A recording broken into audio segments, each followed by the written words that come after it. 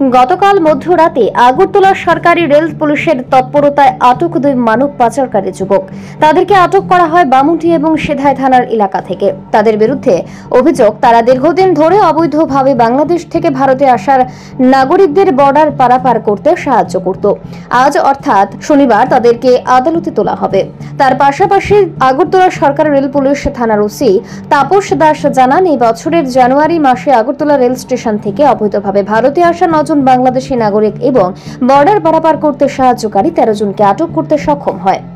আমরা মধ্যরাতে আমরা আগরতলা জিআরপি থানা এবং বিএসএফ এবং লোকাল যে পিএস আছে সিদাই পিএস, লেফুঙ্গা পিএস এবং বামুটিয়া ফাঁড়ি, আমরা কালকে একটা জয়েন্টলি রেড করি। তো আমাদের দুজন একুশ ছিল ওইখানে, যাদের বাড়ি যাদের আমাদের আগরতলা জিআরপিএস কেসে ওয়ান্টেড ছিল। অ্যাকচুয়ালি তারা ওই যারা ইলিগেলিভাবে বাংলাদেশ ইন্ডিয়া বর্ডার ক্রস করে আমাদের আগরতলা রেস্টুরেন্টে যাওয়ার চেষ্টা করতো, আমরা যাদেরকে অ্যারেস্ট করতাম। তো এরকম মামলারই সূত্র ধরে আমরা গতকালকে দুজনকে গ্রেপ্তার করেছি।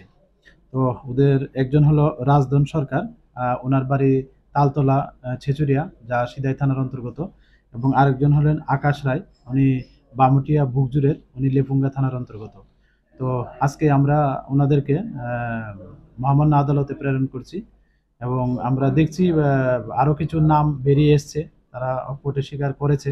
তো আমরা ওইগুলিও আমাদের যে সিস্টার এজেন্সি আছে আমরা ওইগুলি দিয়ে ভেরিফাই করছি এবং যারাই এটার সঙ্গে যুক্ত আছে আমরা অবশ্যই তাদের আইনের আওতায় আনবো।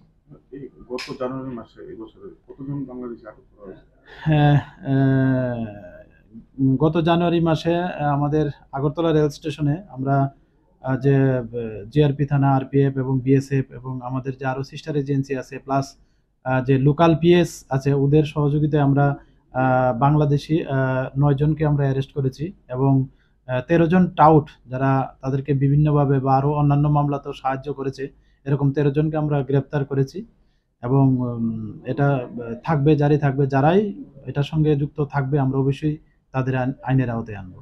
মূলত এরা কোন পথটা অবলম্বন করছে, যারা কোন পথ দিয়ে তারা আসছে?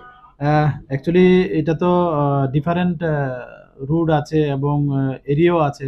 এদিকে মানে আমাদের এখানে তো ধরা পড়ছে একদম যে ওইদিকে সিদাই এবং ওইদিকে মানে ফেনী বর্ডার, যা বেলুনিয়া থানার অন্তর্গত বা সাবরুম, মানে সব দিকে আছে। তো মোস্ট প্রবাবলি দেখা যাচ্ছে যে তারা মানে যে আমাদের যে যে রেল স্টেশনের যে কাছাকাছি বর্ডারগুলি, এগুলি তারা ব্যুরো রিপোর্ট, পাবলিক নাও।